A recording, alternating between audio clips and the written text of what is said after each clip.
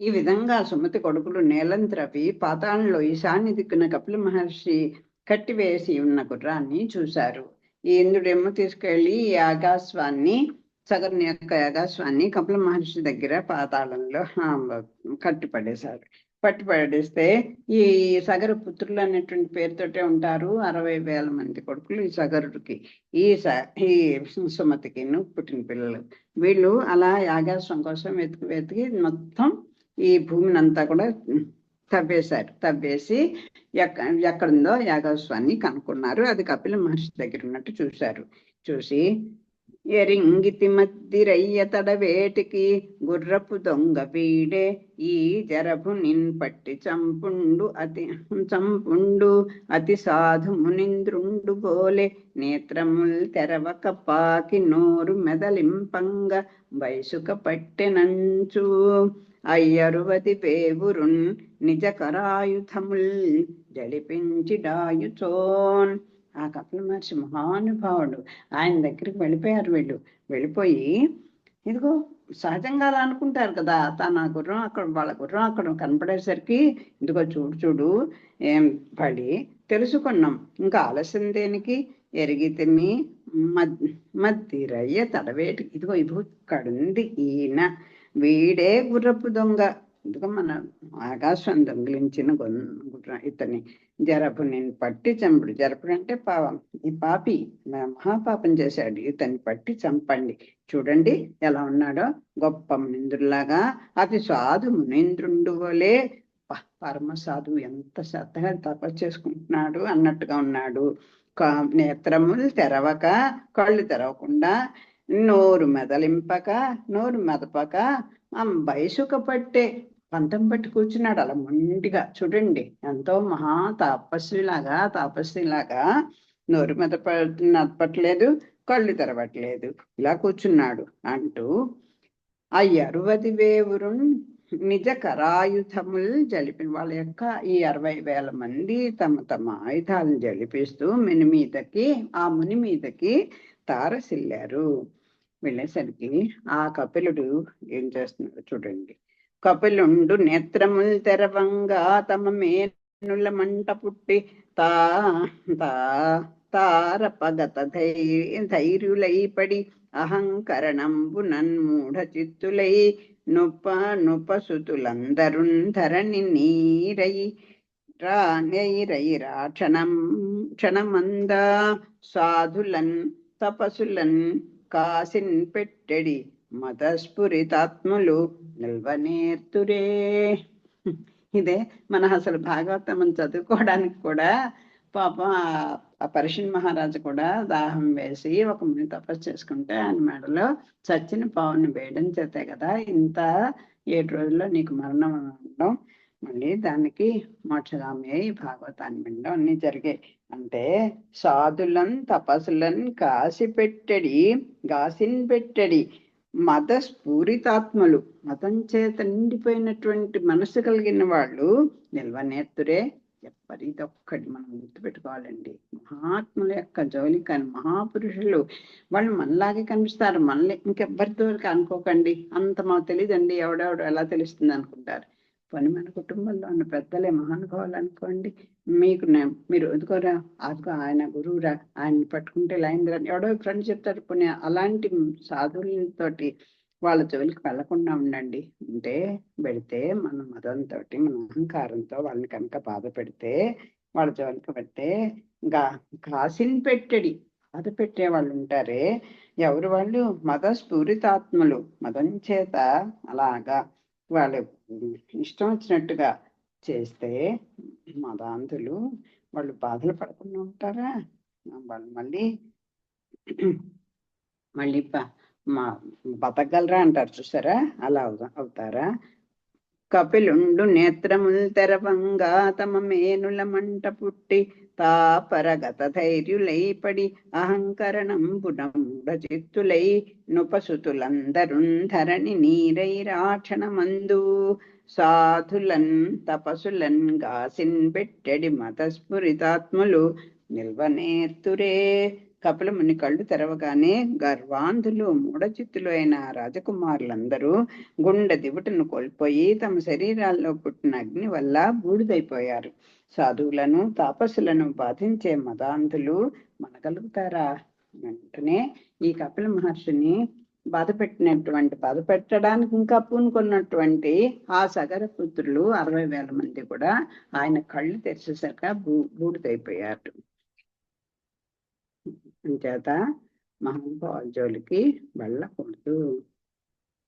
కొందరు కపులిని కోపానలంబున మ్రందిరి సగరు కుమారులనుచు అందు రాముని శాంతుండానందమయమూర్తి తొడరి కోపించునే దువ్వనేలంగాక జన్మించునే గగన స్థలంబున ఏ సాంఖ్యమతమున ఇద్దమతులు భవ సముద్రము చుభయమున్ లంఘింతురా బుద్ధించేయు పరమాత్మ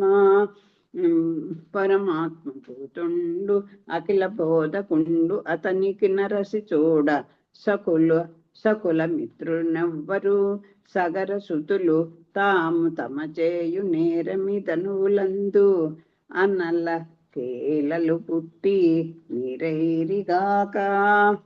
కొందరు కపిలముని కోపాగ్నికి సగర కుమారులు ఆహుతులయ్యారు అంటారు కొంతమంది. అది సమంజసం కాదు అని చెప్తున్నారు. బూడిదైపోయారు కదా అని చేత అదిగో అంతటి మహామునికి అంత కోపం ఏంటండి, ఇంత 60,000 మందిని కూడా ఇలాగ బూడిద చేశాడు, ఆయన కోపానికి ఇలా ఆహుతైపోయారు అంటారు కొంతమంది. అది సమంజసం కాదు.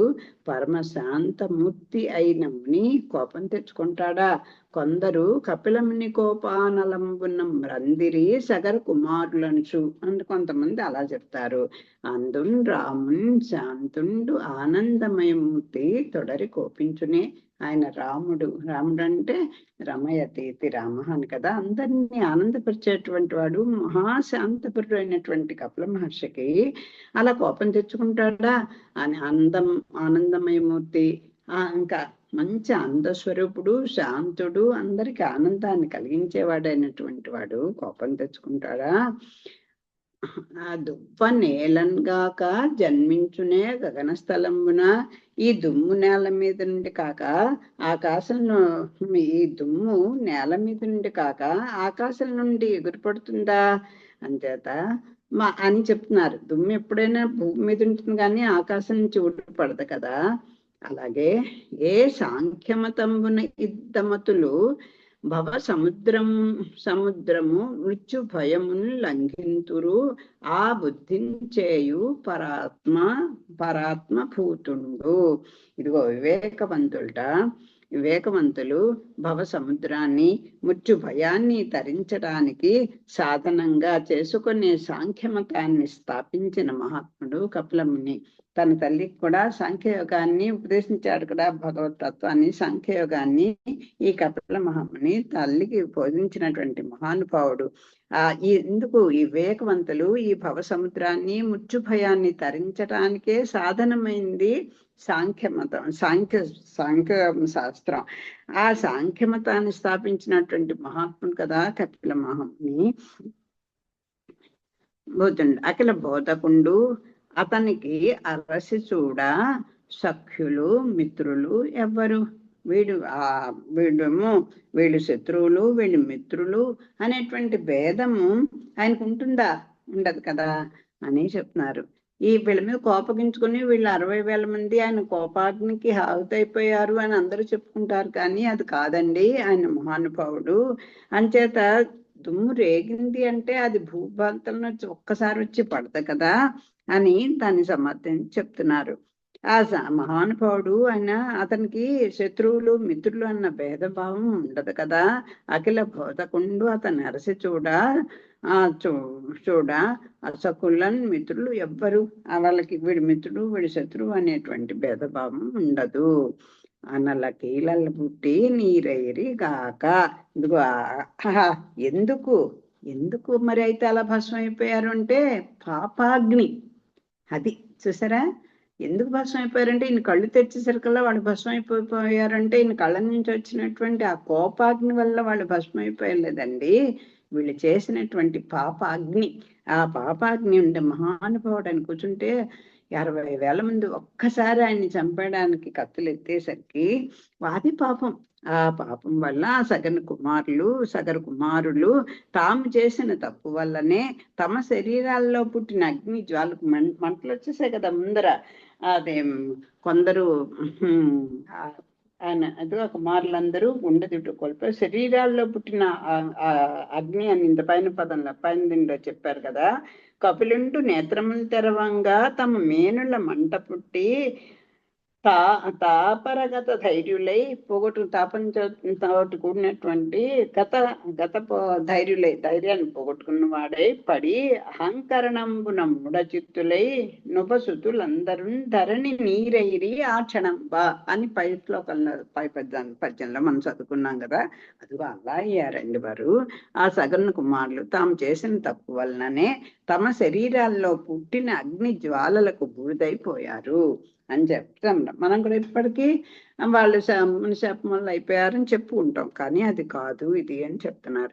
మరియు సగరుండు కేసుని ఎందున్ కన్న పుత్రుండు అసమంజసుండను వాడు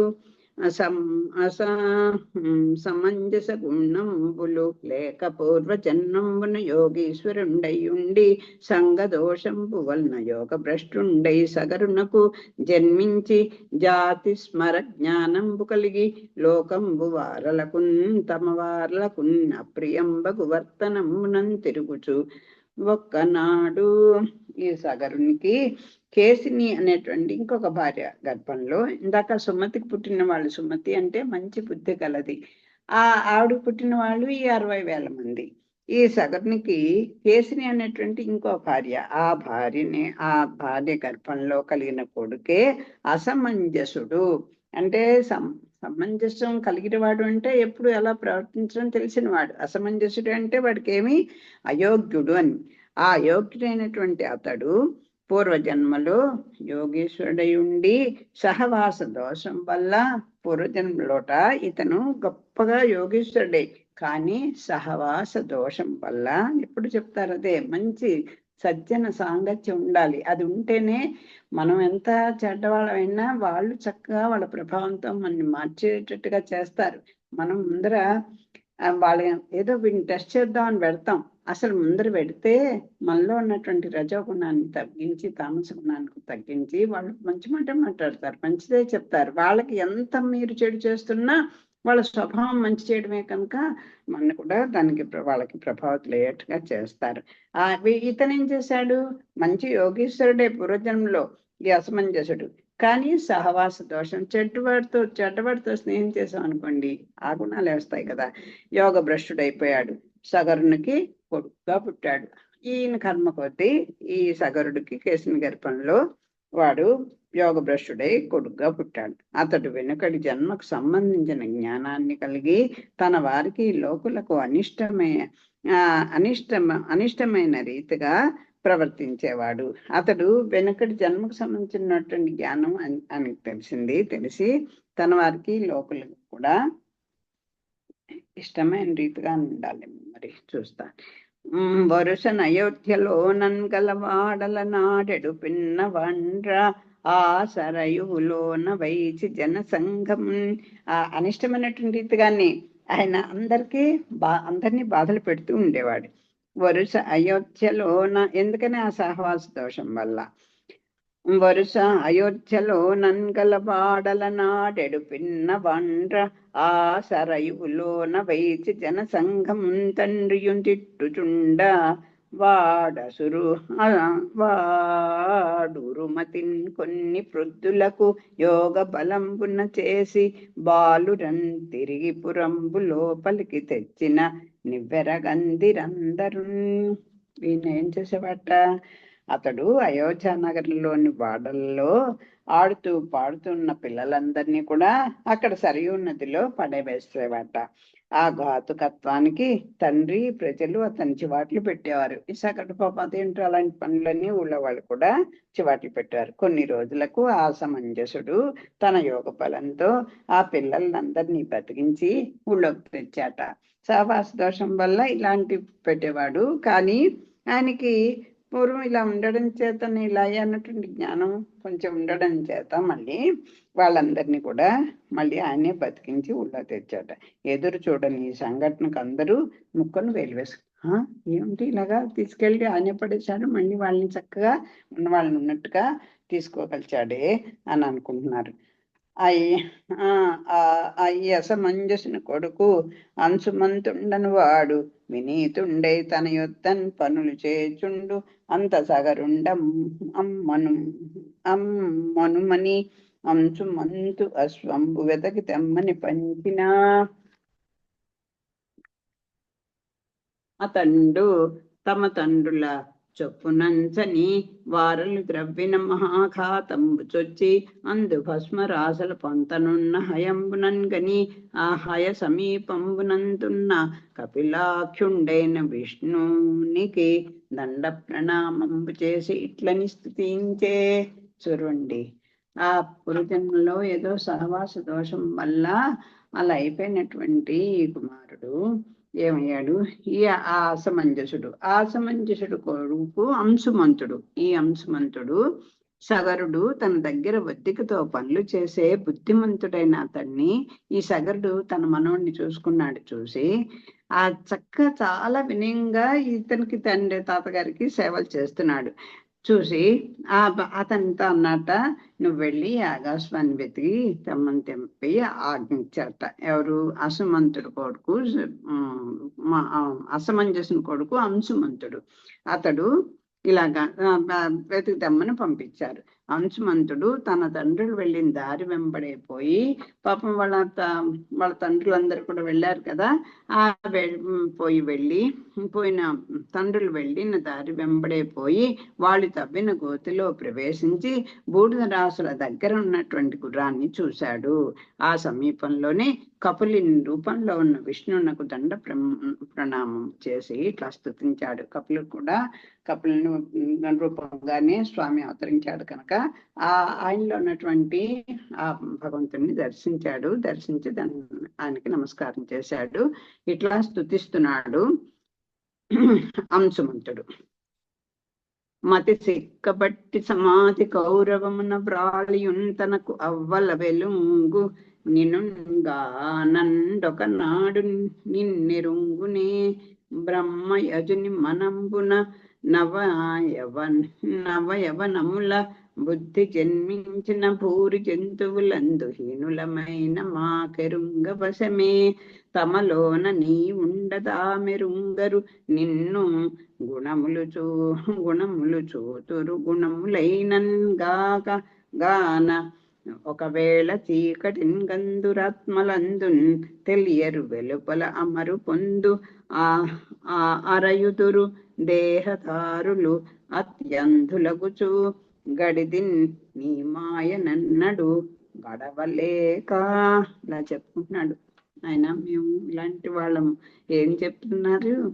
భూరి జంతువులందు హీనులమైన మాకు ఎరుంగవశమే. మీలాంటి వాళ్ళని తెలుసుకోవడానికి మేము ఈ భూమి పుట్టినటువంటి ఒక జంతువు అంటే ఏమిటి? అదో ఆహార సంపాదన సంతతినివ్వడం ఇదే కదా. అదిగో అలాంటి వాళ్ళం మేము అని బుద్ధిని చెక్కపట్టి మతి అంటే బుద్ధిని చెక్కపట్టి చక్కపట్టి సమాధి గౌరవమున్న బ్రాలియున్ ఆ అవస్థను పొంది కూడా, అంటే ఈ కపిల మహాముని ఎలా ఉన్నాడో చెప్తున్నారు.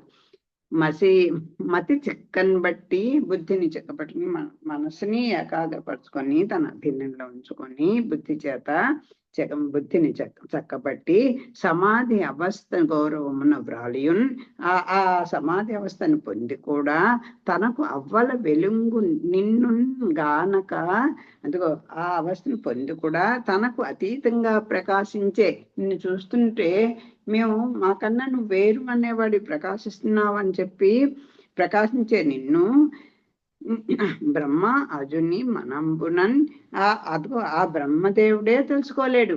నువ్వు మహానుభావుడివి, భగవత్ స్వరూపుడివి అని ఆ బ్రహ్మగారికి కూడా తెలియదయ్యా.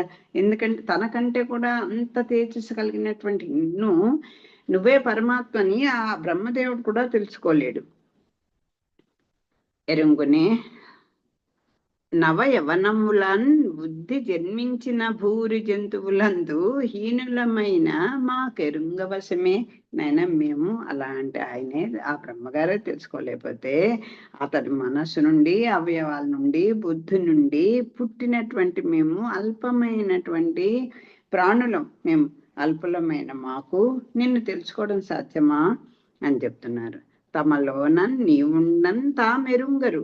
అసలు ఆ గుణ ప్రధానమైనటువంటి దేహదారులు నీ మాయకు చిక్కి తమో గుణాన్ని కలిగిన వారై ఈ ప్రకృతి యొక్క దీని వల్ల గుణప్రధానులే వాళ్ళు దేహదారులు అయిపోవడం చేత ఈ మాయకు చిక్కి తమో గుణాన్ని కలిగిన వారై బాహ్యాన్ని చూస్తారు, ఈ ప్రపంచాన్ని చూస్తారు తప్ప నీలో ఉన్నటువంటి అంతర్యామి చూడలేకపోతారు. తమలోనే ఉన్న అంతర్యామి అయిన నిన్ను వారు చూడలేరు. నువ్వు నీలోనే కాదు, మాలో కూడా అంతర్యామిగా ఉన్నాడు స్వామి. ఉన్నటువంటి నిన్ను ఎవరు చూడలేకపోతున్నారు అని వినితు చేచు హయంబు విడువమని చెప్పక తన తండ్రులు నీరగుటం తడవక మొక్కి నిలుచున్న అంశుమంతునికి కరుణా విపులుండగు కపులుండిట్లనియే. చూడండి, వెళ్ళి ఏమీ మాట్లాడలేటండి ఈయన అంశుమంతుడు. అలా వెళ్ళి నమస్కారం చేసి అలా నిలబడ్డాడు అంతే. దాసోహం చాలండి, మనం ఏం కోరికలు కోరుకోకల్లా. అసలు మనం ఎందుకు వచ్చామో, ఎందుకు దాసం పెట్టినా అన్ని స్వామి తెలియనివే ఉంటాయి అని పొగిడారు. నాయన నిన్ను ఇంతటి వాడి పరబ్రహ్మవి, నిన్ను ఎవరు కూడా తెలుసుకోలేరు అని చెప్పి పొగుడుతూ గుర్రాన్ని వదిలిపెట్టమనకుండా, కొంచెం మా గుర్రాన్ని వదిలిపెడతారా అని అడగలేట. తన తండ్రులు భస్మం కావడాన్ని ప్రస్తావించకుండాను, అయ్యో మీ వల్ల కదా ఇదిగో ఇంతమంది ఇలా భస్మరాసులే పడున్నారు అని కూడా అనలేటండి. ఏమీ అనలేదు. నిలబడి నమస్కరించి నిలబడినటువంటి అంశుమంతంతో దయామయుడైనటువంటి కపిలుడు ఇలా అన్నాడు. గుర్రము గొనిపో బుద్ధులా కుర్రండ మీ తాత యొద్దకు నీ తండ్రుల్ వెర్రులు నీరైరదే ఈ మిర్రున్న గంగా జలంబు మెలంగా శుభమగున్. అప్పుడు ఈయన చెప్పేశాడు, త్రికాల వేది అని సాక్షాత్ భగవంతుడు.